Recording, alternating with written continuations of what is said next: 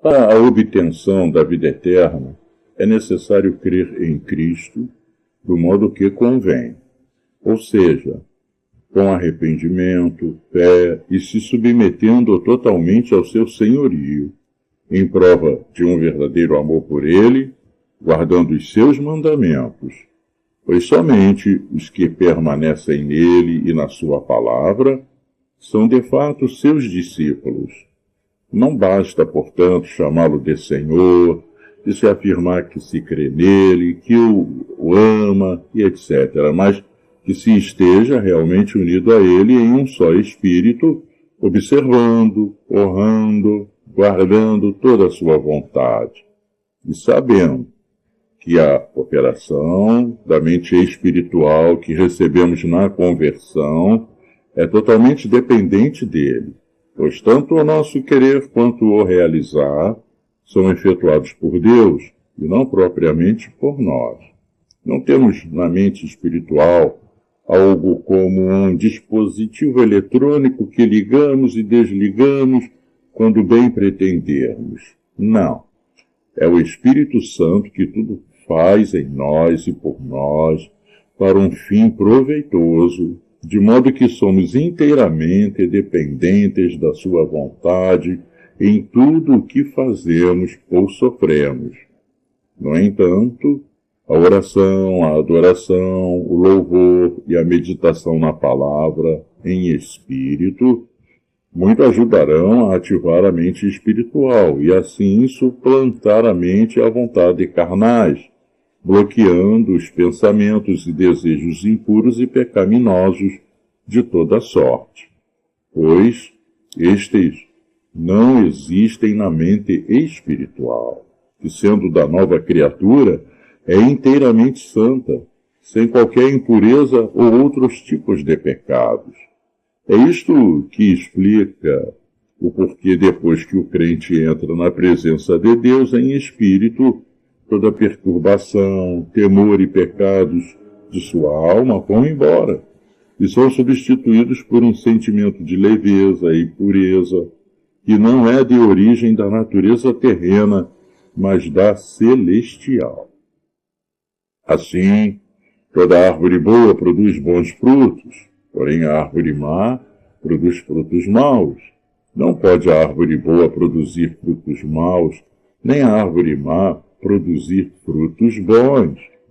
Toda árvore que não produz bom fruto é cortada e lançada ao fogo. Assim, pois, pelos seus frutos os conhecereis. Nem todo o que me diz, Senhor, Senhor, entrará no reino dos céus, mas aquele que faz a vontade de meu Pai que está nos céus. Muitos naquele dia hão de dizer-me, Senhor, Senhor, porventura não temos nós profetizado em teu nome, e em teu nome não expelimos demônios, e em teu nome não fizemos muitos milagres? Então lhes direi explicitamente, nunca vos conheci. Apartai-vos de mim, os que praticais a iniquidade. Mateus 7, 17 a 23. Se me amais, guardareis os meus mandamentos. João 13, 15. Respondeu Jesus, se alguém me ama, guardará a minha palavra, e meu Pai o amará, e viremos para ele e faremos nele morada. Quem não me ama, não guarda as minhas palavras, e a palavra que estáis ouvindo não é minha, mas do Pai que me enviou. João 14, 23, 24. Permanecei em mim, e eu permanecerei em vós. Como não pode o ramo produzir fruto de si mesmo, se não permanecer na videira, assim nem vós o podeis dar, se não permanecerdes em mim. Eu sou a videira, vós os ramos. Quem permanece em mim e eu nele, esse dá muito fruto, porque sem mim nada podeis fazer. Se alguém não permanecer em mim, será lançado fora, à semelhança do ramo, e secará, e o apanham, lançam no fogo e o queimam. Se permanecerdes em mim, e as minhas palavras permanecerem em vós, pedireis o que quiserdes, e vos será feito. João 15, 4-7. Vós sois meus amigos, se fazeis o que eu vos mando. João 15, 14. Crer em Cristo, portanto, não consiste apenas em reconhecê-lo como Salvador, mas antes como Senhor, e nos encontrarmos totalmente debaixo do seu comando e domínio. E para tanto é preciso receber de Deus o dom da fé salvadora, que nos torna submissos ao Senhor, com o coração e mente voluntários. O que não contém isto não é a fé salvadora, mas a fé morta que, no dizer de Tiago, para nada aproveita. A pessoa que viverá para sempre em união com Deus não é aquela que teve apenas vida natural neste mundo, mas a que recebeu uma nova natureza celestial e espiritual. Pois, sendo espírito, Deus só pode ser adorado e servido em espírito. E daí a necessidade de sermos tornados espirituais, conforme Ele planejou antes mesmo da criação do mundo, para que vivêssemos e andássemos diante dele em amor, alcançando, à medida que o tempo passa, graus cada vez maiores da semelhança que devemos ter com Jesus Cristo. Então, disse o Senhor, o meu espírito não agirá para sempre no homem, pois este é carnal. Gênesis 3. A razão que levou Deus a julgar o mundo inteiro nos dias de Noé com o dilúvio é a mesma que o levará a julgá-lo por ocasião da volta de Jesus, a saber, que tendo sido criado para ser espiritual, o homem resiste a isto e vive como carnal e mundano. É a vida espiritual, em comunhão contínua com Deus, que deve ser priorizada por nós, e não a natural, que está destinada a desaparecer na consumação do século. Esta vida natural é apenas um veículo para que o homem chegue à vida espiritual e celestial. É por esta vida natural que se permite ao homem, como ser moral, a continuar existindo no mundo, apesar de se encontrar morto em delitos e pecados, até que seja resgatado desta condição pela libertação que há em Jesus, para que possa ser reconciliado com Deus.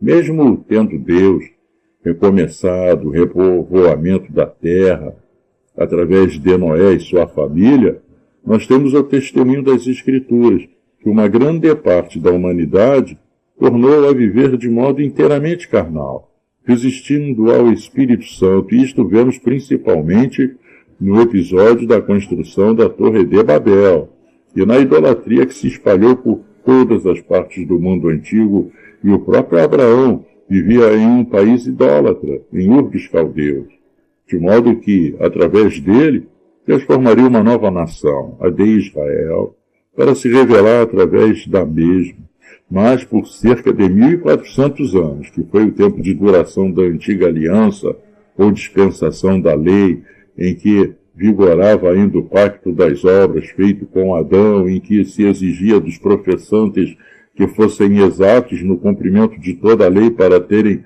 a aceitação de Deus, e ficou comprovado que sem a renovação espiritual realizada pelo Espírito Santo, com o perdão dos pecados e esquecimento das transgressões dos aliançados nesta nova aliança, instituída por e em Cristo, não seria jamais possível que Deus tivesse um povo que o amasse e obedecesse a toda a sua vontade, e que estaria sendo purificado em graus até o estágio final da perfeição na glorificação celestial.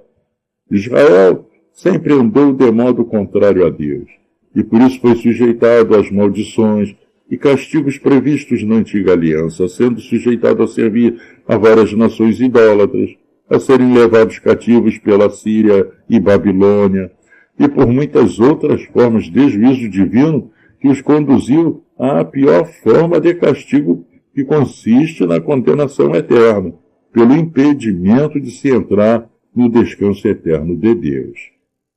Então, Temos a prova prática e cabal de que o simples conhecimento da lei de Moisés não pode salvar a alma de qualquer pessoa, nem do próprio judeu. A lei não foi dada para o propósito de nos salvar da condenação eterna. Ao contrário, ela nos condena por não cumprirmos perfeitamente todos os seus mandamentos durante todo o nosso tempo de existência terrena. Para ser salvo e habitar eternamente com Deus, é preciso estar santificado. Disto decorre que necessitamos nascer de novo do Espírito Santo para obter dele uma nova natureza, um novo coração, uma mente renovada e espiritual. Mas, antes disso, precisávamos ser justificados do pecado e de toda a culpa que é dele decorrente, e para tanto necessitamos do sacrifício e de toda a obra de Jesus Cristo, por cuja morte na cruz fomos libertados. Pela identificação com ele em sua morte, somos perdoados da culpa do pecado, e pelo sangue que ele derramou na cruz, somos purificados continuamente de nossos pecados, para que não sejamos dominados por eles, de maneira que, pela santificação, sejamos conduzidos até a glorificação final no porvir. De modo que todo aquele que resiste a Cristo é entregue por Deus a si mesmo, porque, tendo amado a mentira e rejeitado a verdade, não terá o trabalho do Espírito Santo em sua vida, seja o de restringir a prática do pecado, e muito menos o de regeneração, renovação e santificação. E, por haverem desprezado o conhecimento de Deus, o próprio Deus os entregou a uma disposição mental reprovável para praticarem coisas inconvenientes. Romanos 1, 28. Com efeito, o mistério da iniquidade já opera, e aguarda somente que seja afastado aquele que agora o detém.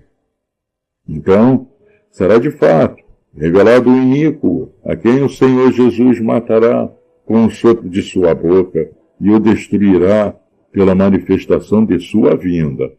Ora, o aparecimento do iníquo é segundo a eficácia de Satanás, com todo o poder, e sinais e prodígios da mentira, e com todo engano de injustiça aos que perecem, porque não acolheram o amor da verdade para serem salvos.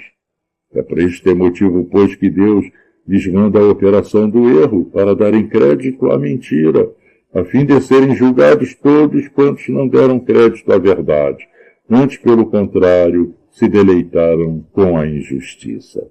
Segundo aos Tessalonicenses 2, 7 a 12.